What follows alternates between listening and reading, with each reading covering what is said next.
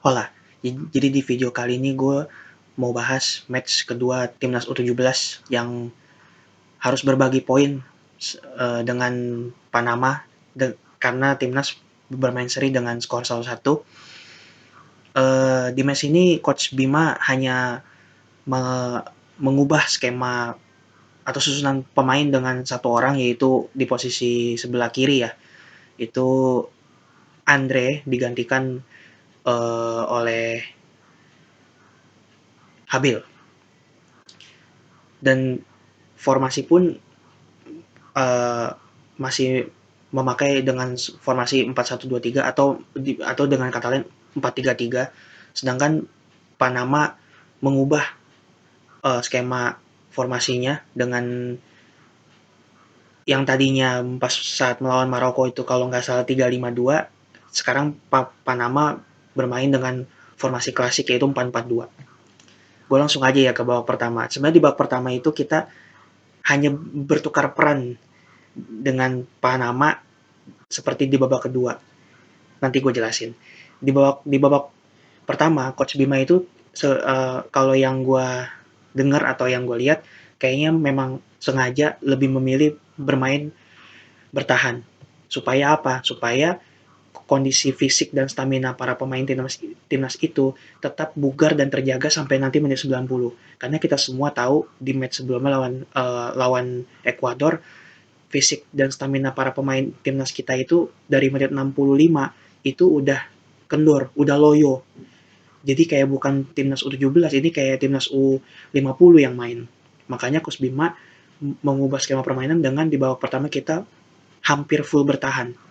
Kita hampir nggak pernah nyerang, dan kita hampir nggak pernah buat shoot on target. Sedangkan Panama yang di match sebelumnya bermain gerasa gerusuk, di match ini mereka mungkin udah belajar dari kesalahan di match pertama. Mereka bermain lebih apa ya, lebih taktis gitu, lebih rapih mainnya. Mereka ngandelin operan-operan pendek yang sebelumnya ngandelin long ball. Mereka bermain di lini tengah, berusaha untuk ngalirin bola ke kotak penalti kita. Tapi kita juga bertahan dengan rapi ya. Sebenarnya kalau dibilang rapi juga, ya nggak juga sih. Kita kadang-kadang panik juga. Kita panik, masih agak-agak sedikit demam panggung, dan lini tengahnya ini gelandangnya tuh nggak ada yang kreatif, nggak ada yang bisa mengalirkan bola ke depan gitu loh. Lini depannya jadinya kita terpaksa kadang-kadang turun untuk menjemput bola. Itu pun bolanya sering hilang. Dan para pemain itu kadang-kadang sering terlalu pengen show off gitu loh. Dan ini terjadi terutama di babak kedua nanti ya. Para pemain tuh setiap dapat bola, yang gue bingung kenapa kalau di lini pertahanan lu udah kuasain bola, kenapa lu nggak buang langsung ke depan? Kenapa lu harus main kucing-kucingan dulu di dekat kotak penalti kita? Itu kan sangat membahayakan. Gue tuh sampai sering mikir, buat apa gitu lu ngelakuin itu? Kalau memang lu udah nggak tahu mau ngapain, buang bolanya ke depan, jauhin dari area gawang gitu loh. Dan terbukti kan di injury time babak yang pertama di menit 44 ya kalau nggak salah, Castillo apa pemain dari Panama itu berhasil dengan skill individunya dia nge melewati 4 pemain kita. Itu ada Cidabin, ada Iqbal, ada siapa lagi tuh, Caviatur, plus kiper kita Ikram itu pun dilewatin sama si Castillo. Jadi dia meliak-liuk, akhirnya dia bisa ngejebol gawang kita. Walaupun memang itu kesalahan dari Iqbal, tapi di luar kesalahan itu, untuk Iqbal, dia bermain sebagai kapten ya. Dia bermain luar biasa, dia bermain sangat bagus, rapi, dan dia menunjukkan kalau dia benar-benar seorang kapten. Kayak leader senior aja gitu. Dia kalem, tenang, menginstruksikan teman-temannya supaya bermain sesuai skema yang memang udah diterapkan gitu ya. Di babak pertama kan kita lebih jaga kondisi. Cuman ya itu, sebenarnya gue agak kurang setuju kalau misalnya kita bermain hampir full bertahan. Karena itu justru buat gue itu memberikan ruang buat Panama supaya mereka dapat bola terus, dan akhirnya mereka bisa menciptakan peluang. Walaupun memang peluangnya hanya itu doang tuh, yang one shot on target, one goal. Sisanya shot off target semua. Bahkan setelah full time, kita justru peluang shot on targetnya lebih banyak dari Panama loh. Panama 15 shoots, yang on target cuma 2. Kalau kita 8 shoot yang on target 4 gitu loh. Di antaranya kan peluangnya Arkan Kakak ya, yang 2 peluang emas, yang satu lewat heading itu yang jadi gol di babak kedua nanti, dan yang satu lagi juga sama sih di babak kedua. Kita di babak pertama ini yang saya ingat gue sih nggak ada shoot on target sama sekali. Kalau shoots doang ada shoot off target, tapi shoot on target kayaknya belum ada. Saya ingat gue. Yaitu di babak yang pertama. Nah, di babak kedua itu kita bermain karena memang kita sedang posisi tertinggal ya. Kita bermain lebih rapi, lebih berani keluar, dan Coach Bima juga langsung mengganti dua gelandang tengah, dan terbukti ketika gelandang tengah itu diganti, itu bermain lebih kreatif, lebih berani keluar, lebih berani menyerang, udah nggak nunggu seperti yang tadi. Bahkan makanya kan tadi kan gue bilang di babak kedua ini kita seperti tukar nasib sama Panama, dalam artian Panama yang jadi lebih bertahan. Kita dari menit 45 sampai anggaplah sampai menit ke 65 sampai menit ke 70, kita selalu dapat momentum, kita mampu menguasai bola. Kita bermain relax, enjoy. Jadi kayak bener-bener main di itu beneran tuh, jadi kayak tuan rumah, beneran berasa tuan rumah tuh. Sayangnya kita hanya mampu nyiptain satu gol lewat Arkan Kakak, sundulan. Itu umpan kelas dari Welber Jardim ya. Itu mirip kayak golnya Obando, yang pas Obando nyekor ke gawang kita, mirip kayak gitu. Jadi para pemain Panama 3 orang juga itu ketarik ke Welber, akhirnya Arkan Kakak hampir lepas, cuma satu orang yang jagain, tapi dia si back Panama ini lompatnya terlalu cepat. Jadi pas dia udah agak rendah posisinya, bolanya baru lewat, Arkan Kakak yang dapat gol 1-1. Itu menit ke 53. Bahkan setelah itu kita tuh seperti tadi gue bilang kan, dapat momentum, kita bisa seharusnya tuh kita bisa ngegolin lagi. Arkan Kakak dapat peluang lagi, tapi sayangnya shootnya terlalu lemah, dan kita beberapa kali mengancam gawang Panama. Panama Panama pun udah kelihatan ya, kayak fisiknya juga udah mulai capek, mereka juga udah mulai panik, mainnya udah mulai nggak beres, sampai akhirnya setelah water break. Nah, sayangnya setelah water break, momentum kita itu habis. Kembali diambil sama Panama. Panama kembali nguasain permainan. Dan yang gue bingung di sini, gelandang-gelandangnya ini tuh apa ya? Udah lebih baik setelah diganti. Tapi kalau kadang-kadang kalau lagi diserang tuh mereka suka jauh dari lini pertahanan, sehingga back-back kita terpaksa harus menghadapi para pemain Panama yang full speed gitu loh, speednya kencang. Kadang-kadang malah cuma 2 orang, harusnya kan minimal 3 orang. Gelandang bertahan tuh satu tuh tunggu di lini pertahanan, supaya kalau kita ngadepin counter attack itu harus minimal tuh 3 orang. Itu udah minimal banget, karena pemain Panama juga itu kan selalu 3 orang. Kita tuh nggak boleh kalau kalah jumlah. Kalau kalah jumlah, mereka punya peluang yang sangat besar untuk menjebol gawang kita, walaupun untungnya gagal gitu loh.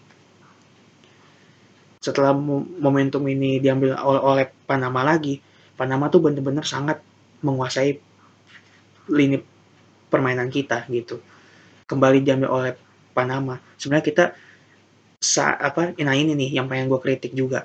Para pemain kita itu cenderung lebih egois.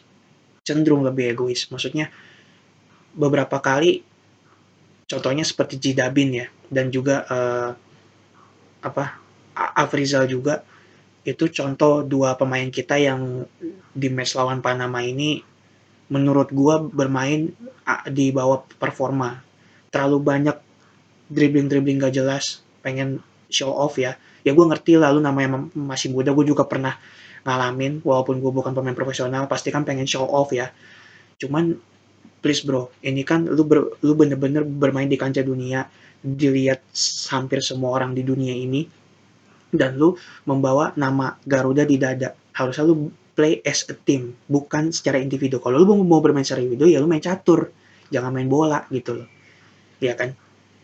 Di sini tuh gue agak kesel aja, kayak lu harus ngelewatin 2 orang dulu baru gue cek. Kadang-kadang sorry, baru dioper. kadang-kadang dioper pun itu nggak pas, temen lu udah keburu dijaga atau bolanya terlalu jauh, akhirnya hilang lagi, pemain Panama berhasil kembali merebut. Itu kalau kita bener-bener bermain operan-operan pendek, bermain as a team, gue yakin kok kita pasti peluangnya akan lebih banyak dari itu dan mungkin bisa jadi gol kedua buat kita.